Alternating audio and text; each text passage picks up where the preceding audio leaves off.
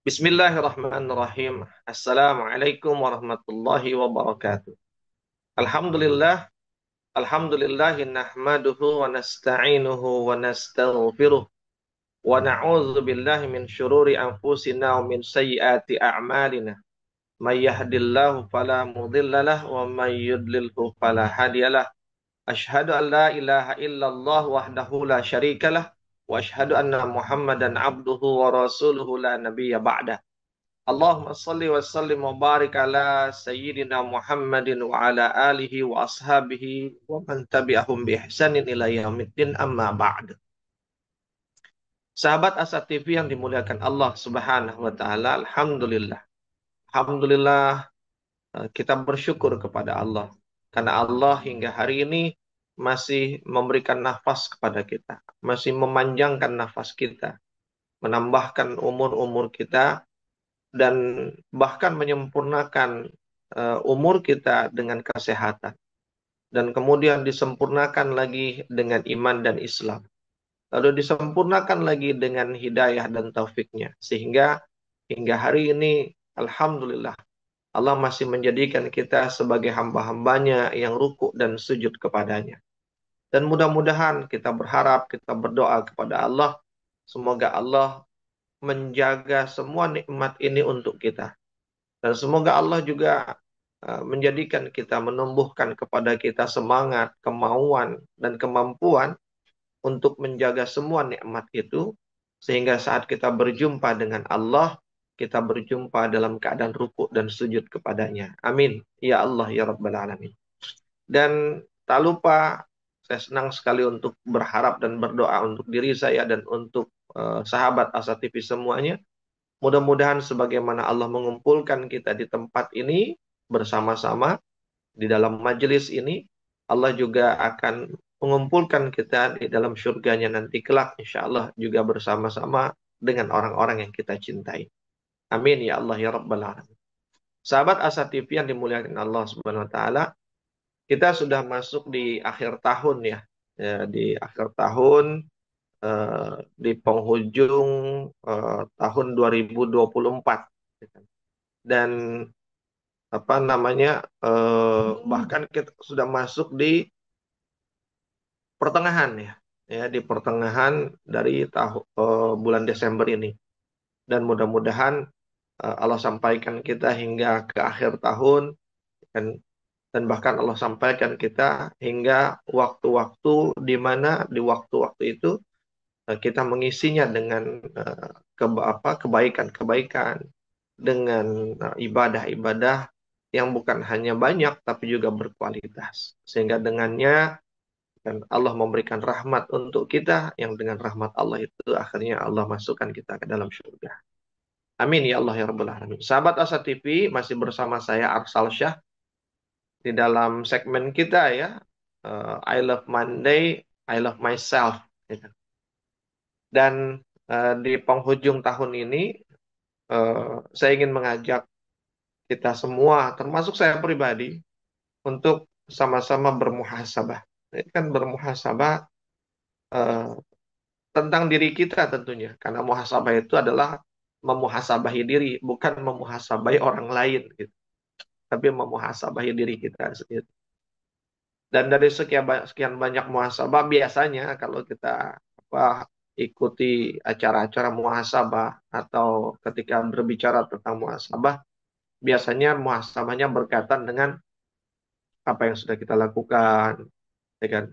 Apa kebaikan yang sudah kita siapkan, seberapa banyak bekal yang sudah kita miliki, dan berapa banyak dosa-dosa yang sudah kita buat, berapa banyak yang sudah kita taubati, ya kan? Bagaimana ya kan taubat-taubat kita, ya kan, di dalam keseharian kita, dan hal-hal yang seputaran itu.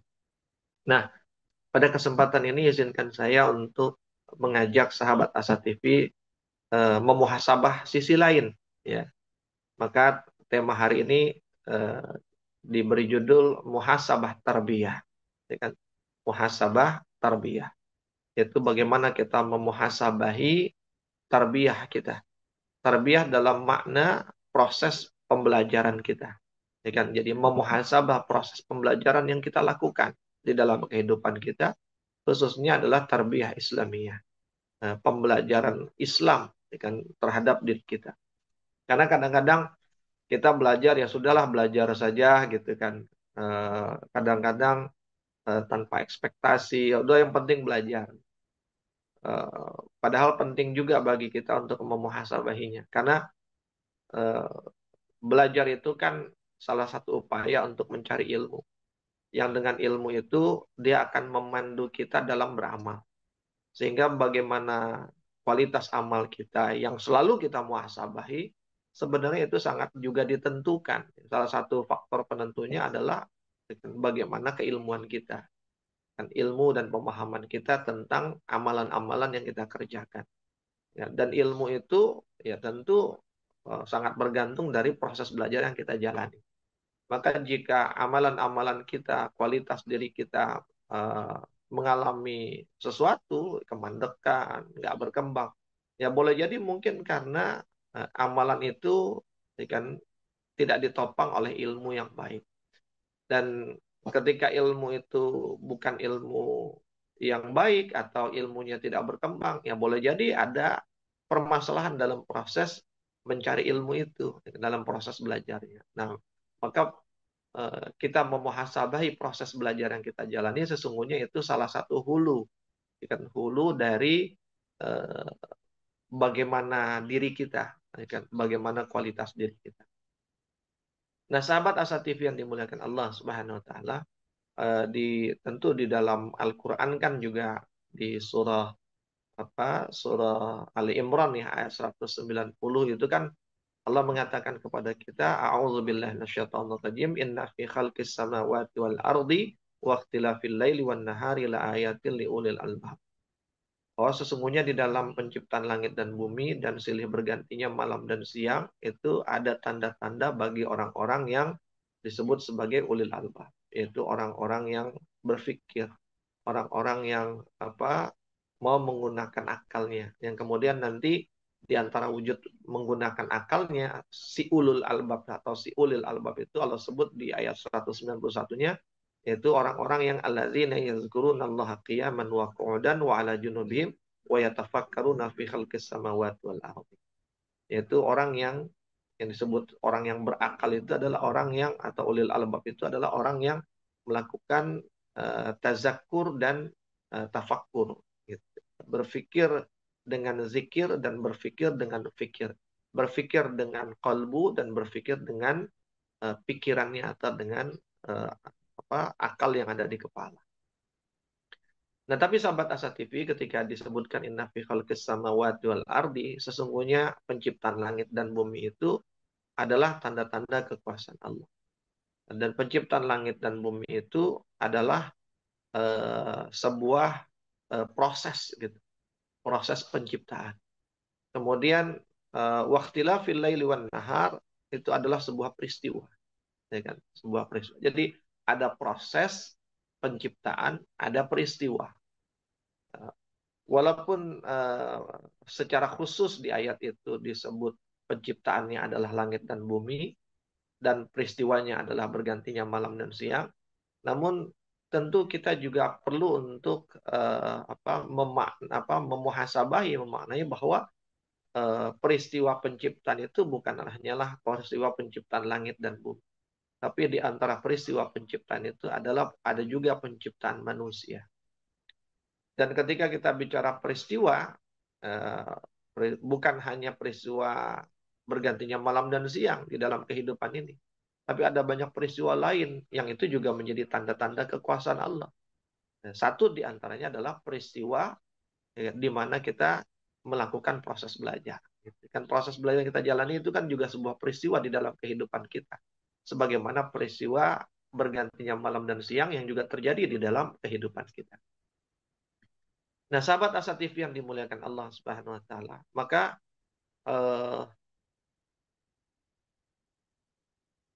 di antara tanda kekuasaan Allah itu dengan selain penciptaan langit dan bumi adalah penciptaan diri kita.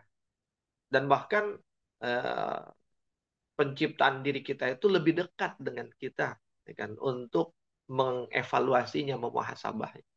Ya, memuhasabah diri artinya kita memuhasabahi kita sebagai ciptaan, ya kan, di antara ciptaan-ciptaan Allah. Dan itu sebenarnya proses yang lebih mudah gitu. Karena di dalam ayat lain Allah misalnya menyebutkan la khalqis samawati wal ardi akbaru min khalqin nas. Sungguh penciptaan langit dan bumi itu lebih besar daripada penciptaan manusia.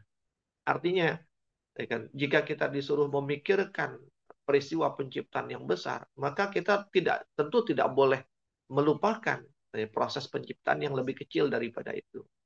Nah, dan yang lebih kecil daripada penciptaan langit dan bumi adalah penciptaan diri kita sendiri.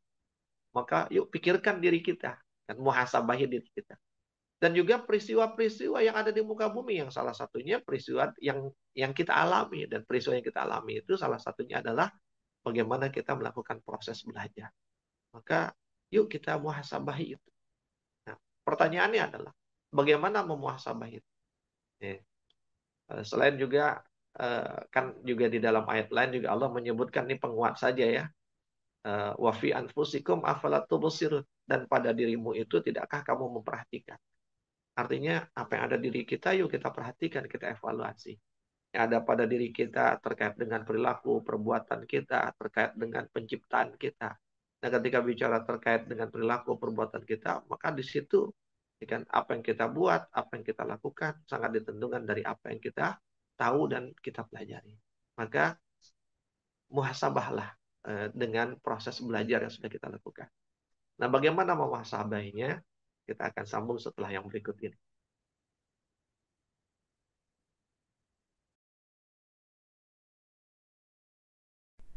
Saat hari Senin tiba, banyak orang yang merasakan malas dan tidak bersemangat menjalaninya. Tapi sekarang tidak boleh lagi terjadi. Tonton saja I Love Monday di Asa TV Indonesia. I Love Monday menghadirkan pembahasan mencerahkan dan aplikatif yang dikemas dalam I Love Myself, I Love My Job, I Love My Profile, dan satu segmen spesial Solve with Love. I Love Monday setiap hari Senin jam 12.30 waktu Indonesia Barat di Asa TV Indonesia. Inspirasi keluarga Islami. Sahabat Asa TV yang dimuliakan Allah Subhanahu wa taala. Alhamdulillah.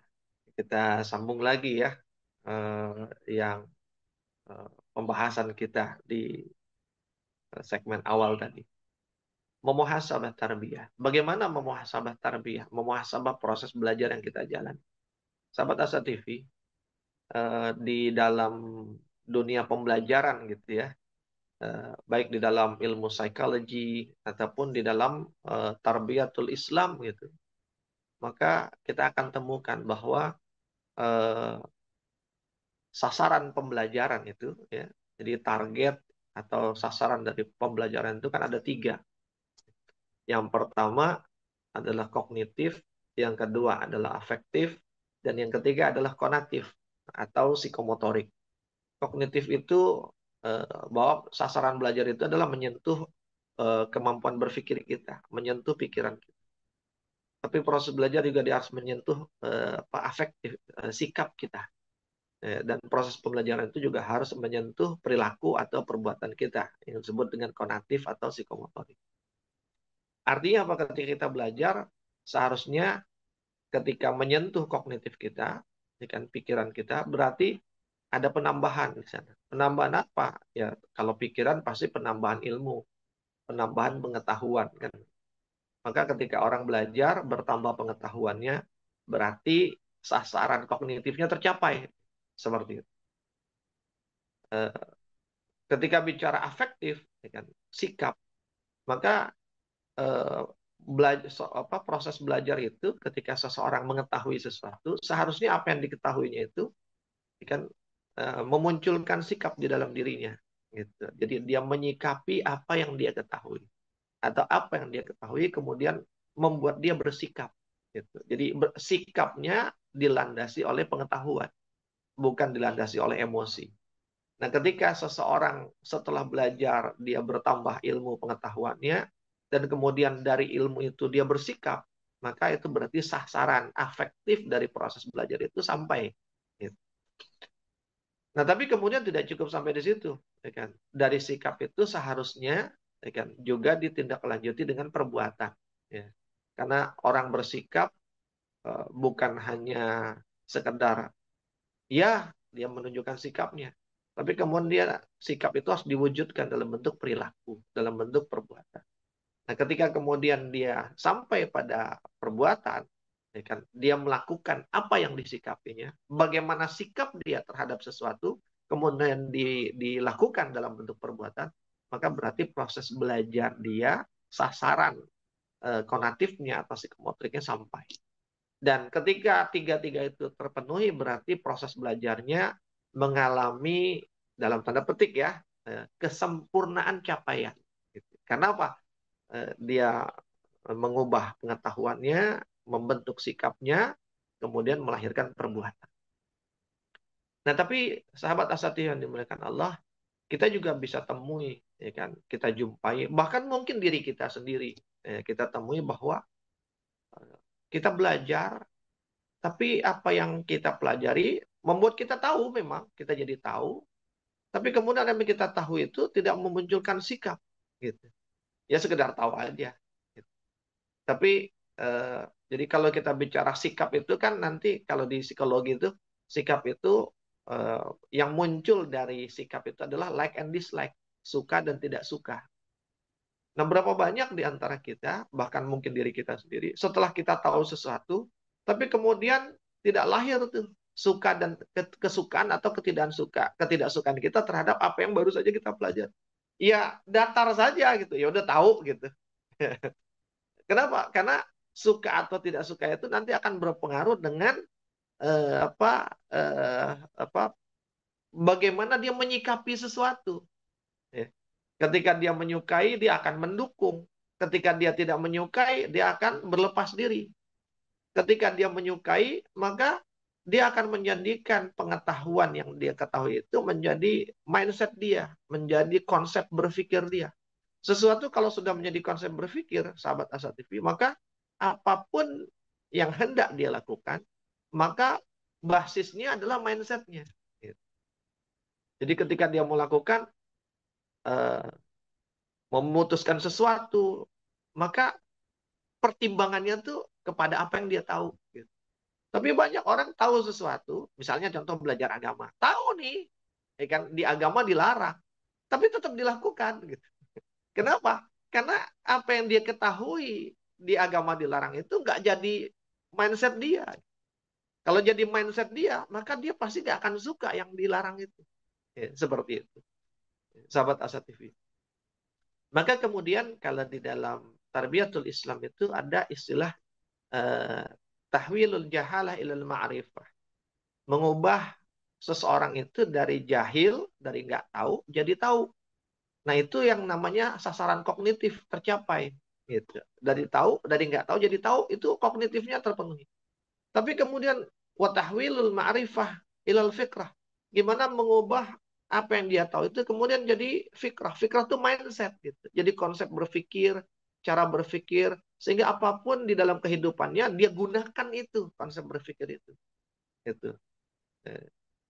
Nah itu yang juga harus dilakukan. Gitu. Sehingga nanti ketika menjadikan mindset, maka tadi yang dia sukai akan dia kerjakan, yang tidak dia sukai akan dia tinggalkan. Ya. Nah, sahabat Asa TV, lalu pertanyaannya, bagaimana supaya kita nggak hanya sampai di tahapan kognitif, tapi kita juga sampai di tahapan afektif, dan bukan hanya sampai di tahapan afektif, tapi juga sampai di tahapan psikomotorik. Dan bagaimana itu? Ya, kita akan sambung setelah yang berikut ini.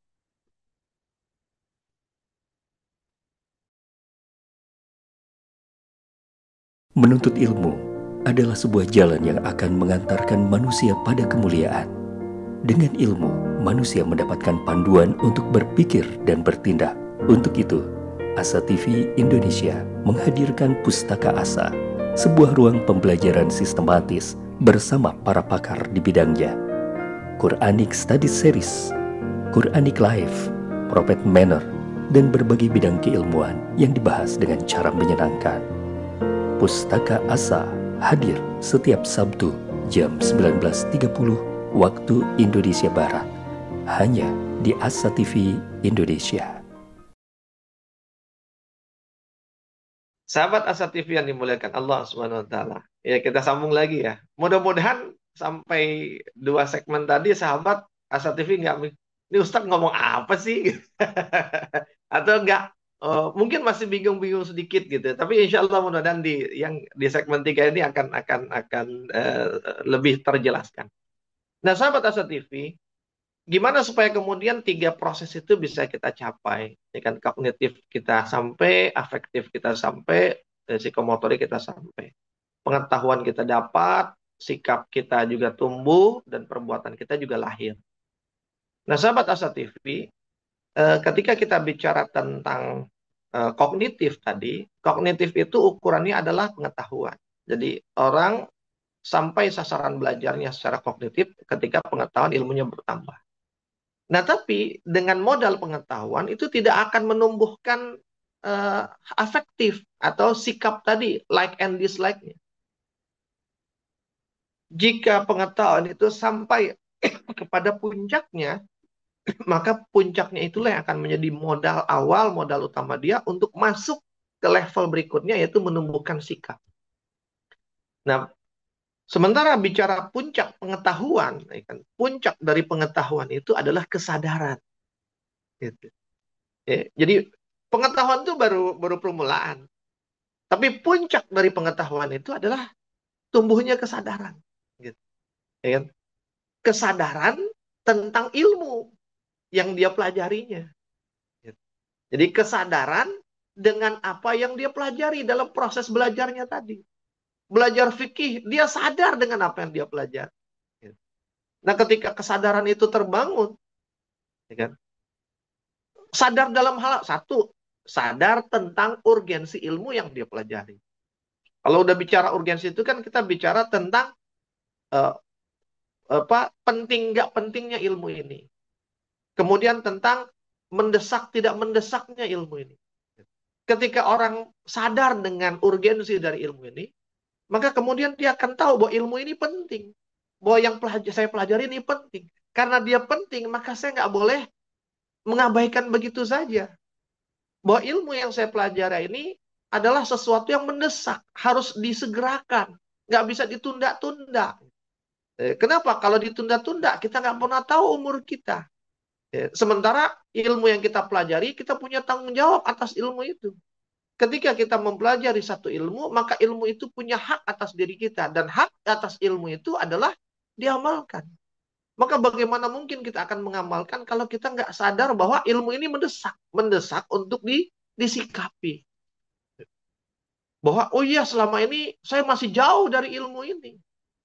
Nah, ketika dia sadar betapa pentingnya ilmu yang dia pelajari, dia sadar betapa ilmu yang dia pelajari itu harus disegerakan, mendesak, ya kan? Dia harus semakin makin rajin, maka dia nanti akan serius dalam belajarnya, ya. Karena ini penting, saya nggak boleh main-main. Oh, ini mendesak, berarti saya harus betul-betul memanfaatkan waktu dengan baik. Lalu sadar akan apa? Sadar akan tujuan dari ilmu yang dia pelajari. Bahwa ilmu yang dia pelajari itu sebenarnya hanya akan mengantarkan dia kepada kualitas dirinya. Makanya kalau Ibnu Qayyim Al-Jauziyah itu banyak sekali berbicara ketika bicara tentang bab ilmu, dia katakan bahwa ilmu itu mengarahkan kita kepada kualitas. Dan ketika bicara kualitas, pasti setiap kita ingin menjadi manusia yang berkualitas. Ya. Termasuk diantaranya berkualitas secara ilmu, nggak jadi orang bodoh gitu. Kalaupun punya ilmu, bukan sekedar tahu, tapi bingung apa yang maksudnya gitu, seperti itu. Tapi paham, firm betul dengan apa yang dia. Ketika dia tahu tujuan ilmu ini hanyalah mengarahkan dia kepada kualitas, baik kualitas dia sebagai hamba, ya kan, atau kualitas dia sebagai manusia, ya kan, maka dia akan sungguh-sungguh belajar. Gitu. Yang ketiga, kesadaran akan kedudukan ilmu dan ahli ilmu. Jika dia sadar bahwa kedudukan ilmu itu tinggi di dalam Islam, kedudukan ilmu itu sangat bahkan di surat di Al-Qur'an itu kan Allah sebutkan, ya kan? Yarfa'illahu allazina amanu minkum wallazina utul ilma darajah. Bahwa Allah meninggikan orang-orang yang beriman dan berilmu. Ya, derajatnya itu ditinggikan. Bahkan di dalam Al-Quran banyak disebut, tidaklah sama orang-orang yang berilmu dengan orang-orang yang tidak berilmu. Gitu. Artinya kedudukan ilmu itu sangat penting. Karena ilmu tadi mengarahkan kepada kualitas, ilmu itu menjadi petunjuk kita menuju pada sesuatu yang lebih baik. Itulah kedudukan ilmu. Dan orang-orang yang ahli ilmu itu ditinggikan oleh Allah, ditinggikan oleh Islam. Tadi misalnya ditinggikan beberapa derajat. Kemudian orang yang berilmu itu bahkan di dalam beberapa riwayat disebutkan kan wafatnya seorang ulama. Ulama ini kan maknanya alim, orang yang berilmu.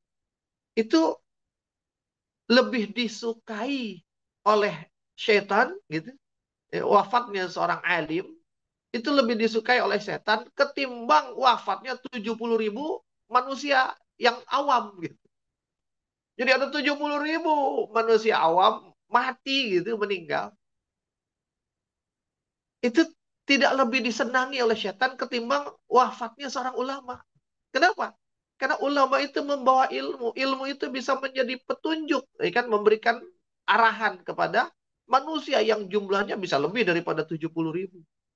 Dan jika ilmu itu menerangi manusia, membawa manusia kepada kebaikan, itu bikin setan kerjaannya jadi makin berat gitu. Makanya setan senang banget kalau ada ulama yang meninggal gitu. Sahabat Asatifi. Maka aneh kalau ada orang ngaku beriman, tuh senang banget kalau ada ulama yang meninggal. Aneh kalau ada orang ngaku beriman, tapi kemudian senang banget ketika ada ulama yang tergelincir, ada ulama yang dipenjarakan, ada ulama yang diperlakukan tidak baik. Senang gitu. Itu aneh gitu. Ya, alim ya, orang-orang berilmu gitu. Ya, sahabat Asatif yang dimuliakan Allah. Bahkan, akan disebutkan juga dalam riwayat lain bahwa wafatnya seorang ulama itu meninggalkan sebuah lubang di muka bumi ini, yang lubang itu tidak akan tertutup oleh siapapun setelah dia wafat. Yang lubang itu membuat ya bumi itu menjadi semakin berkurang keseimbangannya. Jadi bayangkan semakin banyak ulama yang wafat, semakin banyak lubang di muka bumi ini. Maka semakin banyak hilang keseimbangan bumi ini. Sahabat Asatif yang dimuliakan Allah. Jangankan kedudukan ilmu dan orang yang berilmu, bahkan orang yang baru mau mencari ilmu saja, itu sudah Allah muliakan. Sebagaimana Rasulullah sebutkan kan di dalam hadis yang masyhur lah, ketika Rasulullah mengatakan apa? Man salaka tariqa yaltamisu fihi ilman, sahalallahu lahu tariqan ilal jannah. Barang siapa yang menempuh satu jalan, bersusah payah untuk mencari ilmu, maka Allah akan mudahkan langkah-langkahnya menuju surga. Jadi buah dari mencari, baru mencari nih. Buah dari orang yang bersusah payah mencari ilmu itu, buahnya aja adalah dimudahkan jalannya ke surga. Gimana orang yang sudah berilmu? Bukan gitu. Sahabat Asatv yang dimuliakan Allah. Lalu sadar apa lagi? Sadar akan konsekuensi ilmu. Jadi orang ketika dia belajar, dia tahu sesuatu, kemudian tumbuh kesadaran tentang konsekuensi apa yang sudah dia tahu tadi. Konsekuensi dari ilmu yang dia ketahui. Bahwa konsekuensi ilmu itu adalah dipraktekkan. Gitu. Pertanggungjawaban harta itu dengan cara dibuat laporannya. Gitu. Pertanggungjawaban jabatan itu dengan cara membuat laporan pertanggungjawaban. Gitu kan, tentang apa yang sudah dia lakukan selama masa jabatan. Tapi pertanggungjawaban atas ilmu adalah sudahkah ilmu itu diaplikasikan? Ya, mengaplikasikan ilmu dengan cara apa? Satu, mengajarkannya, ya kan? Ya kan? Yang kedua adalah mengamalkannya. Sahabat Asatv yang dimuliakan. Lalu yang kelima, ya kan? Sadar akan proses mencari ilmu.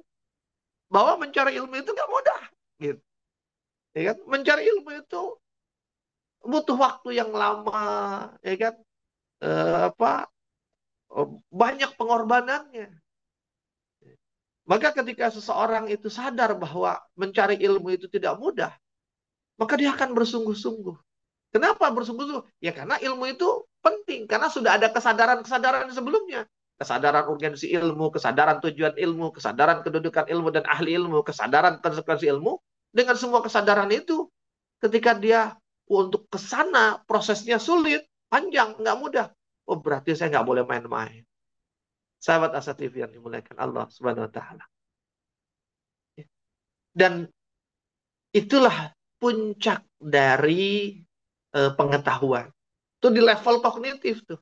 Bahwa kognitif membuat kita jadi tahu, tapi puncak dari pengetahuan itu adalah kesadaran. Sahabat Asa TV. Maka kemudian kita bertanya, sudahkah yang kita tahu itu membangun kesadaran kita? Kesadaran tentang urgensi ilmu, tujuan ilmu, kedudukan ilmu dan ahli ilmu, konsekuensi ilmu, dan juga proses mencari ilmu. Sahabat Asa TV, kalau kita sudah sampai pada kesadaran akan ilmu, kesadaran akan pengetahuan, maka sahabat Asa TV, kesadaran yang menjadi puncak dari kognitif itu dia menjadi modal utama untuk tumbuhnya sikap, naiknya kita kepada jenjang afektif, tumbuhnya sikap. Kemudian kita eh, bersikap terhadap kesadaran yang sudah kita miliki tadi. Oh, ternyata begini. Oke deh kalau gitu. Wah, kalau bahasa orang sekarang orang Betawi itu, wah, kalau gini mau gue demen nih gitu. Nah, begitu kalau gini gue demen, mah itu dia naik tuh ke afektif. Nah, dan ketika itu maka dia akan menapakinya. Nah, lalu ya kan, bagaimana selanjutnya? Ya, kita akan sambung setelah yang berikut ini.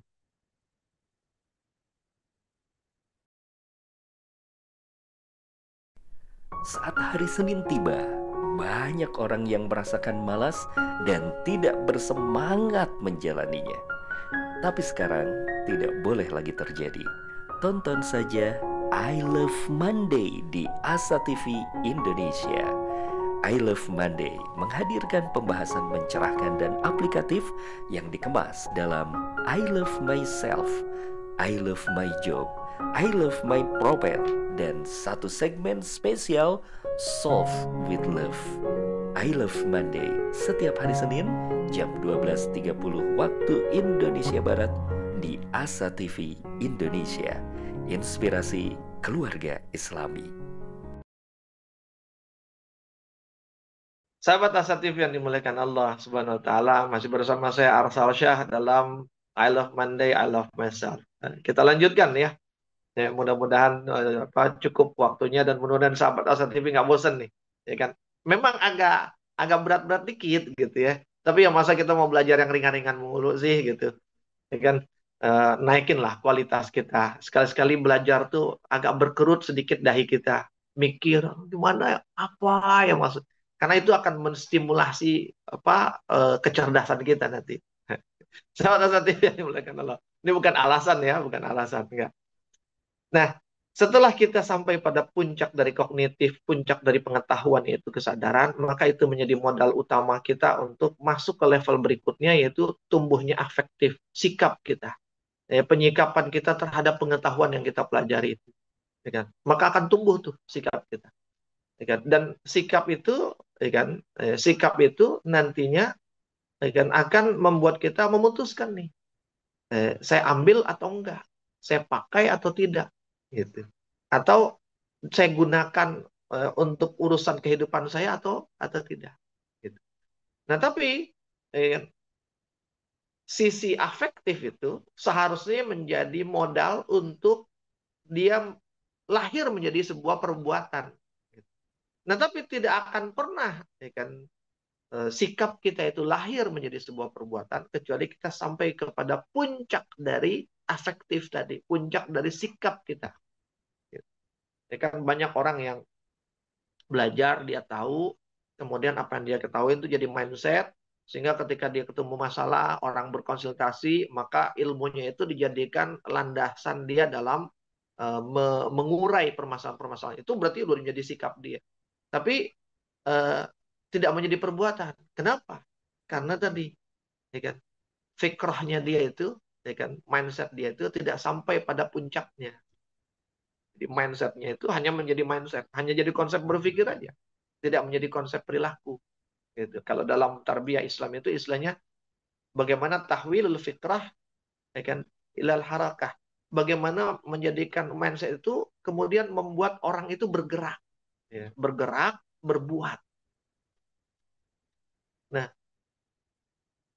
akan menjadi perbuatan jika dia sampai pada puncak dari sikap, puncak dari mindset itu. Apa puncak dari mindset atau sikap dia? Yaitu ketika tumbuhnya yang namanya zauk, ya zauk. Zauk itu rasa, nilai rasa, ya kan. Makanya kalau dalam psikologi tadi saya sebut afektif itu, ya kan, dia akan memunculkan like and dislike, suka dan tidak suka. Nah, zauk, suka dan tidak suka, cinta dan benci itu adalah rasa. Maka ketika orang sudah menyukai A, dia belajar sesuatu, dia tahu, gue demen nih. Gitu. Maka itu dia akan sampai pada puncak zauknya, rasa cintanya. Gitu. Walaupun ada orang yang dia suka sesuatu, tapi yang dikerjakan yang berbeda. Gitu. Atau dia pelajari sesuatu, kemudian dia tidak sukai. Dia melakukan yang berlawanan dengan apa yang dia pelajari, yang dia ketahui. Nah, itu tumbuh sikap memang, tumbuh rasa cinta, tapi tidak selaras dengan pengetahuannya. Nah, ini dalam tanda petik dia sesat dalam belajar gitu. Yang dipelajarinya apa, dianya malah kemana. Seperti itu. Nah, ketika kita bicara tentang zauk, ya kan, nilai rasa, ya kan, yang rasa itu adalah cinta dan benci tadi, maka zauk itu ada dua, sahabat asatif. Ada namanya zauk insani dan zauk rabbani.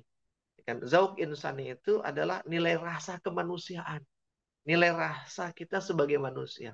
Yang dengan nilai rasa ini maka kita akan menyukai apapun yang dia akan mendatangkan kebaikan dan manfaat untuk manusia. Itulah sisi manusiawi kita. Kita suka dengan apa yang baik buat orang lain. Dan begitulah kan seharusnya mukmin. Mukmin itu kan harusnya suka terhadap apapun yang baik yang terjadi pada seorang mukmin lainnya. Dia suka dengan apapun yang dia nikmati jika itu dinikmati oleh mukmin yang lain. Makanya kan kalau di dalam Arba'in Nawawiyah itu salah satu hadisnya disebutkan la yu'minu ahadukum hatta yuhibba li akhihi ma yuhibbu li nafsi. Tidaklah sempurna keimanan seseorang hingga dia mencintai untuk saudaranya apa-apa yang dia cintai untuk dirinya. Ya kan? Apa yang dia cintai untuk dirinya, maka dia cintai juga itu untuk saudaranya. Jika dia kaya, dia suka, maka kalau ada saudara yang kaya, dia juga suka. Bukan malah sirik, bukan malah dengki. Jika dia jadi orang baik, dia benar, maka dia juga senang kalau ada saudaranya benar dan jadi orang benar. Bukan pengen benar sendiri, gitu. Oh, yang lain salah, gitu. Jika kita nggak suka mendapat keburukan, maka kita juga nggak akan suka kalau saudaranya kita mendapatkan keburukan. Bukan sebaliknya. Senang banget kayaknya orang masuk neraka, gitu. Senang banget kayaknya orang tuh sesat, gitu. Sehingga gampang banget, bid'ah, ente bid'ah, ente bid'ah, ente neraka, ente neraka, ente neraka, gitu. Kayaknya seneng banget gitu. Orang beriman tuh masuk neraka gitu. Ya. Ini persepsi saya ya. jangan jangan dikaitin dengan yang lain-lain. Atau kita nggak suka kalau kita sakit, maka seharusnya kita juga sedih ketika ada saudara kita yang sakit, bukan biar asah sakit emang enak gitu. Apalagi kalau sampai kalau bisa mati sekalian misalnya mungkin nauzubillah. Sahabat asatif yang dimuliakan Allah. Itulah seharusnya ilmu itu membawa kita kepada sikap, sikap itu sampai kepada rasa. Yang rasa itu tumbuh rasa cinta dan benci, yang di antara rasa cinta itu adalah bahwa kita senang kalau ada kebaikan yang didapatkan oleh orang lain. Baik itu melalui diri kita atau melalui siapapun. Tumbuh gitu. Dan kita benci kalau ada keburukan yang mengenai orang lain, sebagaimana kita benci kalau keburukan itu mengenai kita.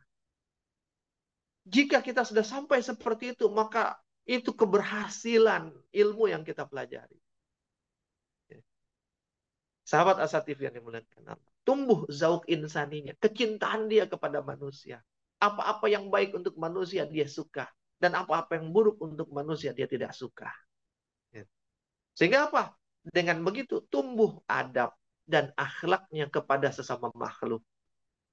Ya. Jadi ilmu menghasilkan adab dan akhlak. Ya. Sahabat Asa TV yang dimuliakan Allah Subhanahu wa taala. Tapi kemudian ada yang kan tadi tumbuh adab dan akhlaknya kepada makhluk, dan adab dan akhlak dia kepada makhluk itu yang menjadi modal atau bangunan dasar dari yang namanya ukhuwah. Ya.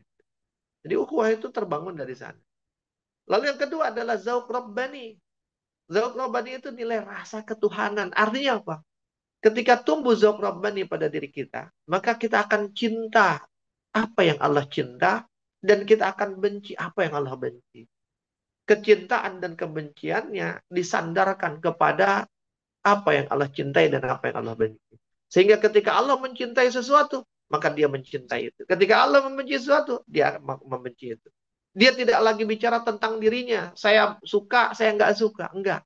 Tapi Allah suka nggak? Walaupun saya suka, kalau Allah nggak suka, saya nggak akan suka. Walaupun saya nggak suka, tapi kalau Allah suka, saya akan suka. Maka kemudian di dalam Al-Quran Allah sebut, wa asa an takrahu syai'an wa huwa khairul lakum, wa asa an tuhibbu syai'an wa huwa syarrul lakum, wallahu ya'lamun wa antum la ta'lamun. Boleh jadi kita tidak menyukai sesuatu, tapi itu baik menurut Allah untuk kita. Boleh jadi kita menyukai sesuatu, tapi itu buruk menurut Allah bagi kita. Kenapa bisa begitu? Bisa nggak selaras? Karena Allahu ya'lamun. Allah yang maha mengetahui. Allah yang paling tahu mana yang baik dan mana yang buruk untuk kita. Bahkan lebih tahu daripada kita. Bahwa apa yang menurut kita baik, belum tentu baik. Kenapa? Karena kita tidak terlalu mengenal diri kita. Yang mengenal diri kita adalah Allah. Maka yang baik menurut Allah untuk kita, itulah yang sesungguhnya baik. Maka sukai itu. Walaupun sebagai manusia mungkin kita kurang serak gitu. Tapi kalau itu Allah cinta, maka cintailah itu. Nah, ketika itu yang namanya zauq rabbani. Dia sampai pada tingkat di mana saya tidak punya kecintaan dan kebencian yang independen gitu. Tapi kecintaan dan kebencian saya selaraskan dengan kecintaan dan kebencian Allah. Jika Allah cinta sesuatu, saya akan cinta itu. Jika Allah benci sesuatu, saya akan benci itu. Sahabat Asa TV yang dimuliakan Allah Subhanahu wa taala. Maka ketika itu terjadi, akan tumbuhlah adab dan akhlak dia kepada Allah. Sahabat Asa TV. Dan yang terakhir, ya, yaitu dari situ, ya, kan, ketika muncul zauq rabbani dan zauq insaninya, ya, maka itulah awal menjadi modal dasar dalam tingkatan tertinggi dari proses belajar, yaitu perbuatan. Ya, jika dia zauq insaninya tumbuh, zauq rabbaninya tumbuh, yang menjadi puncak dari afektifnya, maka pada saat dia berbuat, pada saat dia beramal dengan apa yang dia pelajarinya, maka dia akan beramal dengan adab dan akhlak kepada manusia, dan dia akan beramal dengan adab dan akhlak kepada Allah. Kenapa? Tidak semua kebaikan itu kadang-kadang dilakukan dengan cara yang baik. Makanya contoh misalnya kita bicara amar ma'ruf nahi mungkar. Amar ma'ruf nahi mungkar itu bukan sekedar yang penting amar ma'ruf atau yang penting nahi mungkar, enggak.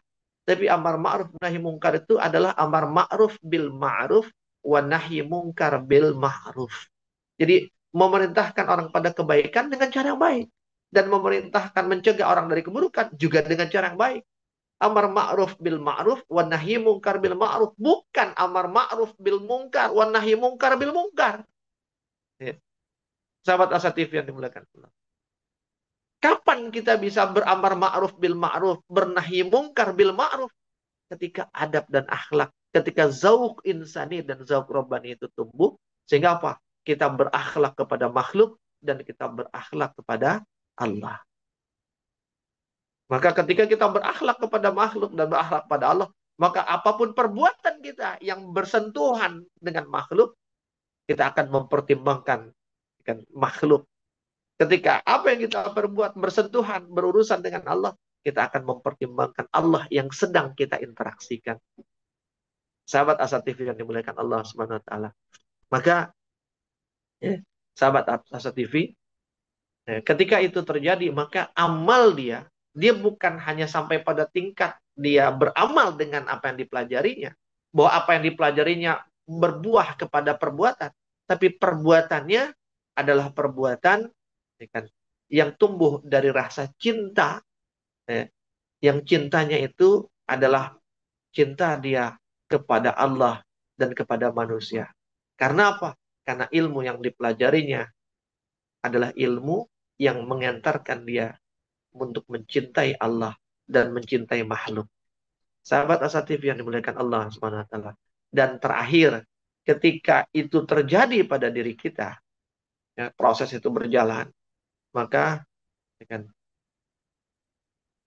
tidak ada ya kan, ketika tadi puncak pengetahuan itu kita capai, yaitu tumbuhnya kesadaran, puncak dari afektif atau sikap itu kita capai, yaitu tumbuhnya cinta dan benci terhadap apa yang dicintai Allah dan dibenci oleh Allah, apa yang disukai manusia dan apa yang dibenci manusia. Ya kan? Kemudian akhirnya kita beramal dengan itu, maka amal kita akan sampai pada puncak amal. Dan puncak amal itu adalah ihsan. Ya. Ya, jadi orang bukan hanya beramal, tapi dia akan beramal dengan ihsan. Dan ketika dia sudah sampai pada puncak amal yaitu ihsan, ya, maka insya Allah kan, tidak ada yang terjadi pada dirinya kecuali keseriusan dan kedisiplinan. Ya, sahabat Asa TV. Ketika sudah sampai pada titik dia puncak amal yaitu ihsan, tidak akan ada yang terjadi pada dirinya kecuali keseriusan dan kedisiplinan. Serius dalam belajar, serius dalam menjalani prosesnya, hingga kemudian serius dalam beramal. Dan kemudian dia disiplin dengan semua keseriusan itu. Sahabat Asatif, jika itu terjadi, maka insya Allah apa yang kita pelajari itu akan selalu menjadi perbuatan. Apa yang kita pelajari itu akan selalu mencapai puncak dari amal. Apa yang kita pelajari itu menjadi cermin diri kita. Bukan sekadar dia tahu, dia berilmu, tapi perbuatannya jauh dari ilmu dan pengetahuan yang dia pelajari. Nauzubillah. Yuk kita tanya, sudahkah kita sampai di sana? Jika belum, yuk lebih serius lagi kita menjalani itu semua. Sahabat Asatiyah yang dimuliakan Allah, ya sudah agak berlarut-larut kita berpanjang-panjang, tapi mudah-mudahan ini menjadi sebuah kebaikan buat kita semua. Wallahu a'lam bishawab. Mudah-mudahan bermanfaat. Saya Aksal Syah dengan undur diri. Kita ketemu lagi di tahun depan insya Allah dengan di forum-forum yang sama. Assalamualaikum warahmatullahi wabarakatuh.